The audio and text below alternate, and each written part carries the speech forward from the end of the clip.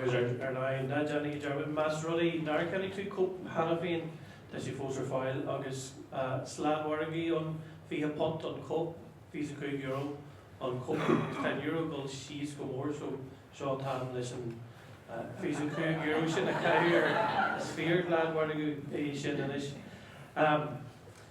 on Keith Danella atá go bheith caiint it's on our war doing Eva in our Laochra is duna lenta agus a lán papur agus altana agus a hansort mar sin scrífeige agur corher orhu agus a leid agus tá sé harba táhat a cumáid go diggin sé an táhat a tal in a leid sa lór leis an óir seo agus teigin sé cumáid an táhat a bhanan leis an óir leis an phobal agus Eisian is stoig go an Gael Linn French Chúchulainn or bhí sé sin in aalaín agus is Gael Linn and is atá ag curthús nó ag chur ag forward an phobal géalaí atá gine and is inoltaibh an pobl mór seo atá an ácht is suliú an as agus an orbit anig oring mar phobal agus is on war doing mar sin fáilte cór raibh an álaí sinas Mac Mathu agus écaint faoin nóir seo.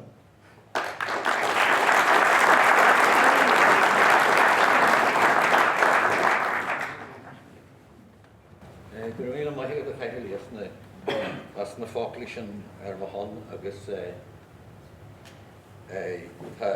is mór an pléisiú dús a bhain seánach agus an onar dú.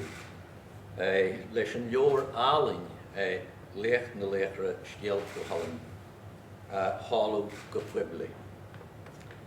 Tá idir scialta ealaín don scaith dearú agus grín grafadara den sa leor seo. Mar is all díobh hena féin is sé Chúchulainn an tábhar agus is siad na húdara tugin Réamonn ó Ciaráin agus Dara Vallely. Rinne Réamonn na scialta mór a faoi Chúchulainn a aistriúil go nua-Gaeilge agus rinn Dara na picture chud acu atá an Scéal an seachanacht agus tíisih ó Gaelans táisiú. Tá cumas fuirefa mar sin dó, deanta ar an dói seo idir Checks agus ealaín. Wendy Dunbar a rinnean dearú agus scríb Richard McGowan intrúir tuiscinach don leor ina gcuireann sé síos ar chúlra agus ar chríú chreithe na scialta.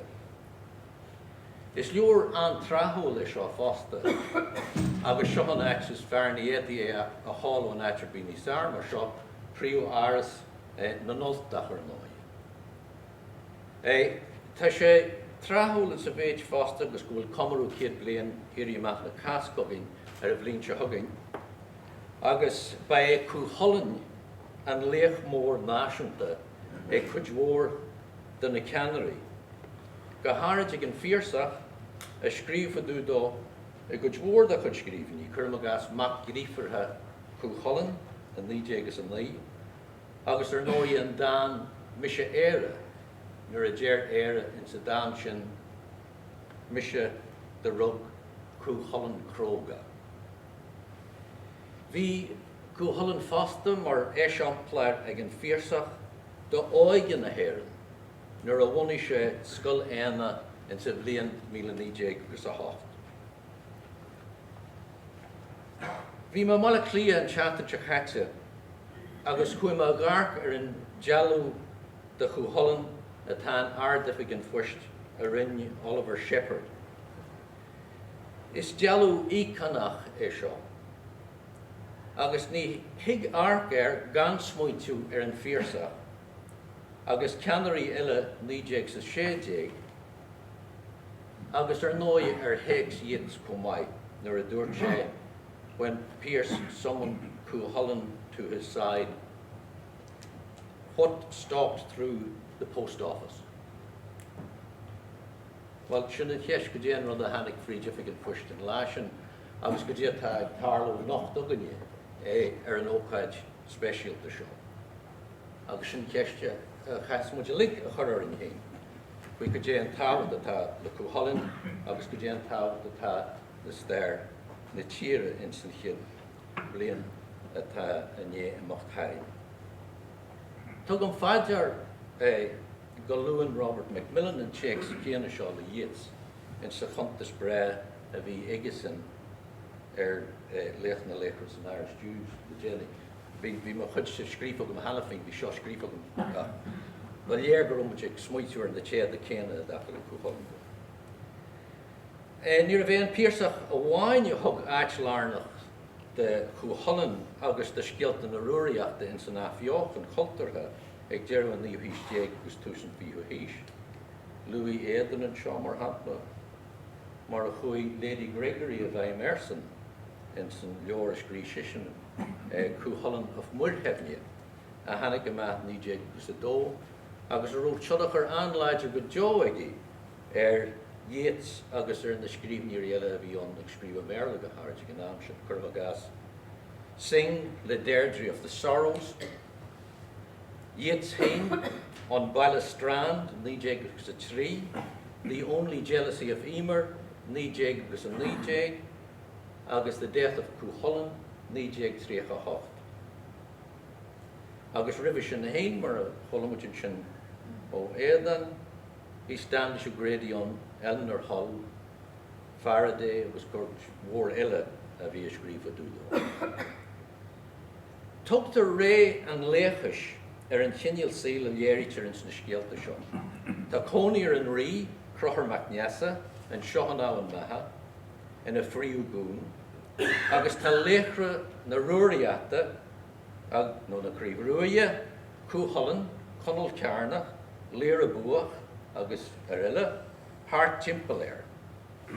Tá síl bunaithe chréad a bó. It's a pastoral society. Agus fiú na trefhe. Bhíonn creachan na rialtón le ealach a uadach os na córsannaí agus na naimhde agus léiritir siar cogaíocht idir na holtaí agus na connachtaí. Is sé tain bó cúilne an scéal is mó agus is omráití in san ruairí. Agus tá sé fitte as chuid mhór snáithanna éagsúla. As mitis, as bélagas, as írsmíd an stair, agus nóia as cruthíocht an údar nó na núdar a bhí páirteach a gomrún scéal. Agus chuirtar síos mar chosan an gaistíoch mór Chúchulainn an cúigiú a néadan fórsaí na gonachtaach agus fear éireann mar a thugtar orthú, nuair a rinne an mháirín connachtach méo onsaíar an cúigiú leis an tarú an don chúilne a ghaid. Ba Chúchulainn an tain léich amháin de chuid na nolta nach rúin a lí a ginius ligge rud a tugu an casní an air ag an am, agus bé a rinne cúige a chosint ar a chonlan hain a górach ínar go dtí gur hanig nar Laochra eile oltacha hocu hain. Tá gur síos ag gristeart mo gón in san réabhra Scéal Mhacha agus an mhualacht de curú ar na holtaí. Go méid siad de ginius ligge fá míanaí an dhéimhrí, agus sin an fáin ach dígleofasan a bheith trid an néadan na gonachtacha ag an am seo. Agus tá se le fáil fástan sa scéal ag réim iríonn leis íste go hálaíonta in san scéal a teagaí hain in san leor. Ránaí an Réamonn cabbagelaí éagsúil as an tain agus scéalta eile de chuid na ruaireachta, agus cóiríonn agus aistríonn go nua-Gaeilge. Tá sé le mála go hard as an obair bhrá seo, agus as an aistrihan becht dílis atá dílis de spirid na tána agus dílis de spirid na scéalaíochta. Rud a bhí andalaí a dhéanamh ar ghóid a rathú a bhéin ar an léthóir. Sé na scéalta seo bháid siar agus tá teangaí atá casta dullar an áiteach. Tá ciútaí stíle agus morfóliaat Gaeilge chuid olú le breth an Astrahan a tag Réamonn. Ach clín se fásta leis an chaitan sin slís gúil ní héháin gúil se oltach ach tá se éannach mar a deartha fásta se sin ní bheith deacrat a bíag duine bíon éirin an scéal seo a léú. In san Astrahan agus an choirú inta a tadeanta ag Réamonn an scéal. Tá ire is écht a tadeanta ag mar a chulumtin sin ní rúna a bí igi mar íwa le seo a dhéanam. So mar sin do bhí sé inta dal a dhéanam agus bhí an obrog a job an leis feiceirtú. Chun scéal bheitha Chúchulainn a réanú comhthomlan agus is féidir. Is ga chud de réamh scéalta na tána a ránú fásta, rud a rinn Thomas Kinsella in 1970 Sigisson, agus a rinn Ciaráin Carson a chulamas fadúdan sin ar báin, níos déanaí a daistrií an tain comái. Bhí spéis falléthugam sa mar sin dó in san rá a rinne Réamonn, agus in san leagan na Matha bhí igi. An dói a dearn sin na cabbage a chur an Ard agus an ní le chéile. Tí muid an Astra an hain bei seo teanta na rudaí a ba Iachra a bhí le deanamh igi. Tá go dhmór den na rán a céanna deanta igi agus a rinn Kinsella agus Ciaráin Carson. Ach níl siad mar a gcéan ar fad. Bhunaí siad a liga go deastrahan ar an leagan is luichead an táim, si sin leagan a hain, a talafáil a leor na híre, a curúla chéalaigh tús an dó cé déag. Dí go déan an scéal níos fuidí siar na sinar nó. A dagal is na réamh scéalta, tá leagan amach Réamonn níos cosla leagan Kinsella. Tugann Kinsella agus ó Ciaráin an seo se sin Réamonn. Tugann sin beirt na réamh scéalta, áte bhfuil a chimrí ar na scéalta seo, mar nátaí ag deireadh an leor ag Ciaráin Carson. Tugann Réamonn 5 réamh scéal. Compart Chúchulainn, the conception of Chúchulainn. Tochwarch Evere, the wooing of Emer. Ionad Eamhain, the death of Aoife's only son, Shishin and Doin or Wari Chúchulainn a Wachain con Laoch. Ciaráin con Colin, the wasting sickness of Chúchulainn, nor a hitche an Gael a ben the Chudjan Tílela, agus mar a rinse turas go dtíon síle. Agus Ionad Eamhain Evere, agus sin Ed, the only jealousy of Emer. Agus in sin an ceann dearan a taigí na Flau Vricrin, the feast of Bricru. And is ní leanan na scéaltaí seo a chéile in san leor a gréad. Bhí de chéal aige, cabbage faoi áige an laich, a chuiriste ón tain in dhé scéal a dionúna. So an chéad scéal a taigí nach ón taine, agus mar a chéile Kinsella, mar tosí an Kinsella ma leis na réamh scéal, a hán le scéal na tána í. Agus rinne Réamonn an rud céanna, ach sé an rud a rinne Réamonn a gur thug sé scéal eile, sé sin thosaí sé go tús ar fad a dacha le scéal na tána dó. Sé sin mar a thug ar cum leis go le scéal Chúchulainn dó, mar a scéal Chúchulainn atá inseart aige. So thug sé sin mar an chéad scéal, the conception of Chúchulainn, sé sin ginúint Chúchulainn. Bhí céal sin. Ach an áit na réamh scéalta eile go dtír a chuiriste na dhé sin mar a rinn Thomas Kinsella. Bhí céal ag Réamonn agus sé rud a rinn sin gur chuiriste scéalta ón tain sin, chuiriste áige agus Mac Mathu Chúchulainn, a chéad lá ná an Mhacha, mar a fuair sé ainm, glacú airm agus a chéad warú. Anis hocail leis leanstan na rá, agus na réamh scéalta eile chuiriste, go dtí gur thosaí sé an chort na tána héana ortúil. Sin séiste a gárp na tána, agus tugann sé sin dóin, a ndéanach ar nó leis na scéalta mór atá in san chorp sin, córaach Chúchulainn agus feartí mar hampla, muscailt olú, agus an scéal an dá heireach ar nó. And is epic time o cwyd. Sy'n ra dan no Scéal fada awr trwmchwsiach a ta bonithe Laoch lach dhéaga a bhfuil cosint agus cinúint a winter ag brethir. Essentially, this is an epic. It's a literary work. And it has to do with a very serious matter. That's what epics are. In which a hero ensures the fate of his tribe or his people. So Sinan rud a taigeis leis an Scéal seo. Agus buan an betha Chúchulainn le Scéal fatrún idirnáisiúnta faoin Laoch. Tá sé mar a chéile a bheith nó mhór ó hí patrún ó Ionad Eamhain Mhacha agus Scéal Aisceal mar happened, this story of Hercules. Scéal Hildebrand, Scéal Rustum, Beowulf, Isa Christine. De grach bí an ahar díaga ag an Laoch agus maithir halú is mar sin atá Chúchulainn fásta. Dair gintir trí thuaire agus is sé an dí lua Mac Mathu a ahar agus deachtainna dearafar crochir a wathir ag giondan na leaganna chit an Scéal. Ní an Laoch grífar a intatha Gaile agus gaisce ina áige. Rud a thuaran na gaisce a dhéanamh sé nar a thachas andó, nar a bheith sé na ardéanta.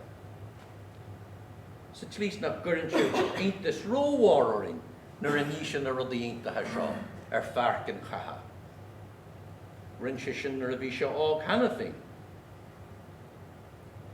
Tá an clú agus an onóir níos táhachtaí ag an Laoch na mar atá síl fada gan onóir. Dhéibh sé bhuas á. Seo astrahan Réamonn inis. Lá mór is síl an dhear óig an lá a ggó sé airm. Bhí sé abalt a marú nó gorta go donna dam a bhín leis. Ní bheith aon rud mar an ggéana festa ag siadanta, nó ag cúige olú. Thuair cathú fásta an láisin go mó síl gairidigh a clú búin an Laoch a ghlathú airm an lá airithe sin. Bhíní Chúchulainn gur cuma leis mar a maithid sé ach lámháin a adas gur ó a ghaiscí a méal na Gael go deá. Sin curtha go deas agus go becht ag Réamonn.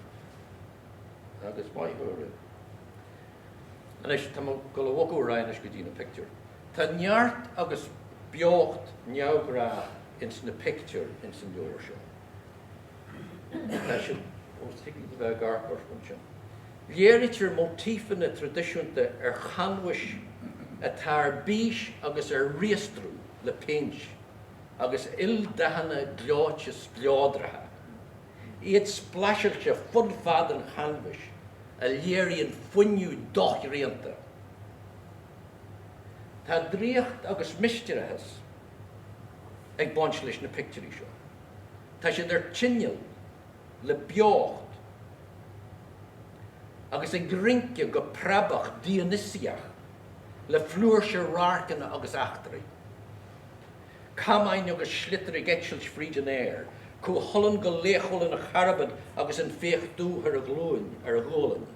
An mhór rian, ilchroch, bandíon a cogiacht, ag slán ó haar timpan na háte, ag toirt dúchlan an Laoch.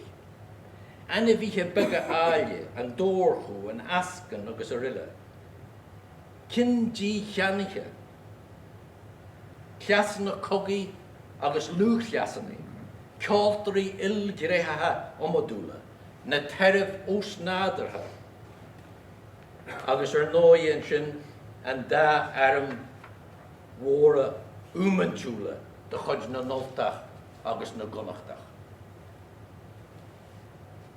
Is máilm go léiríonn na picture an fuiltethas, an fáréigen, an scéan agus an tuafas atá sa Scéal seo. Rud a rinn aisteirithí luatha Mac Lady Gregory a churfui chosh. Mar a chursi cuasaí nádra curpi agus cuasaí gréis fi chosh.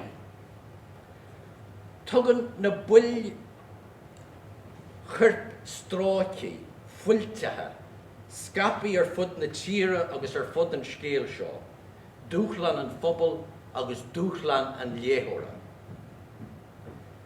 Fédan an Laoch Armha an pobl a chosint ach fédan se cur a gunne a charge fásta nuair a bhíon riastrú air. Agus is scahanéin na curp dí cheannacha do ard sóisialta atá as ala. Tá an corp insatáin ag ahrú de hir.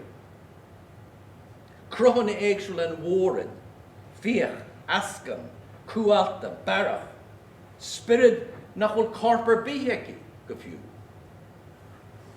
Seo, nua ísehas déadara, ír nua ísehas, ní féidir teachtar an individuar an duine ínar a hilliú, tá sé gahrú de hir. Seo, déadara ar góig in san léu sin ar an tain, gur a bé tugann na cultúr ír nua íseach an cyborg. Agus da níor a buntir úsid as buil curp chun carabad. Nuair a bhhairtear duine buntir úsid as na buil curp chun an carabad nach bhfuil a gobar a chur a gobar a ríist. Is cinneal enmhí alta é Chúchulainn, nach bhfuil aon srían air. Tá spirid doch líte doch cheansaithe na cruthíochta an. Agus is mar sin a léiríonn Dara é. Agus is maith mar sin nach gur an Réamonn aon chosc ar ábhar na món teachsanna is na livestream ní international. Tá sláú idir léireadí Patrick Tuhi ag túsan fiú híis a leorthaí standisú grading, an obair scúba aonta ag Louis de Brochi a dain Thomas Kinsella, agus pictar agus léireadí Dara agus Wendy in san leor seo. Ní háldú aon rud a bheith againn a leor bí eile ar an scéalaíocht dulta atá có thomlan ná có spreaghfuil fuirfa leis na picture seo Dara agus líníocht Wendy. Is leor seo a bhfuil de bhéanach an get, clisú agus carú ó bhaint as an léthóir. Agus a go a bhéin go dóin air, nó bhair sé. Leor a ceanglan muid le sean fréamhathe, dúthasathe an chiniú. Mar ochilsgur be cheart ará bhfuil dlúchartas, gra, passion, díalseacht, tréghbhail, agus chud mhór maithúchan eile léirthe ins na scéalta seo. Agus béidir nach miste críocha chorla chud cainte mar sin le haiste an Réamonn ar warúna ever os ceann curp dí cheannacha a firchéala Chúchulainn. Ní sé ceann an chó agus thug arás go dún dealgan agus chuiriste a láha a bhrá chéala ever é. Chur ever aráist ar an bhaine le go cuaramach. I ní tamil hág sé an ceann a nacail in a brolach agus chin blas an lich fa chrídú. Thuí sí a leopí garama agus dól a chud fola fuire. An sin chur sí cailne sról hart ar a cheann. Má bhrón is má bhiliú ar san bheanóil. Nach ósal an chuma atá an cheann seo aniu, agus nach omí inín rion agus tíisi ar fud na crinne a bhó ag tuairt ómós de mós acu é a bheith sínte. Scocht na bhar an éireann agus an alban, ba tú gra il an dóin mhór agus is mór ma bhris a bheith an seothar wahara burthefne I de dhé. Ní ru ben fásta na dhíhain in éireann na an alban, na ar grim an dóin nach ru an éadliom, an éadliom go dtí inniu. Níam cógáirte heto chrí leis na húdar, Réamonn agus Dara, le Wendy agus leo farsúta lig go léir a ru bunteach le fuilse an leor galanta seo. Fágriam Laoch na Laochra, Scéal Chúchulainn, Seán agus go am gachra ar a thuras a muosa taobh.